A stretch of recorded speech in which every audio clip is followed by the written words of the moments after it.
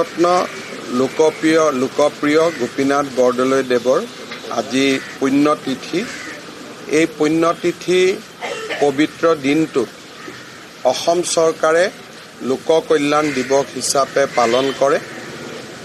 আজি মই পুনৰ এবাৰ ভাৰতৰত্ন লোকপ্ৰিয় গোপীনাথ বৰদলৈ ডাঙৰীয়াৰ প্ৰতি অসমবাসী ৰাইজৰ হৈ সশ্ৰদ্ধ প্ৰণিপাত জনাইছোঁ। আৰু লোকপ্ৰিয় গোপীনাথ বৰদলৈয়ে যি এখন সপোনৰ অসমৰ পটভূমি আমাৰ আগত থৈ গৈছিলে, সেই সপোনৰ অসমখনক বাস্তৱায়িত কৰাৰ বাবে আজিৰ দিনটোত আমি আকৌ এবাৰ সংকল্পবদ্ধ হওঁ, তাকেই মই অসমবাসীৰ ওচৰত কামনা কৰিছোঁ। Do not forget to like, share and subscribe to the Assam Tribune.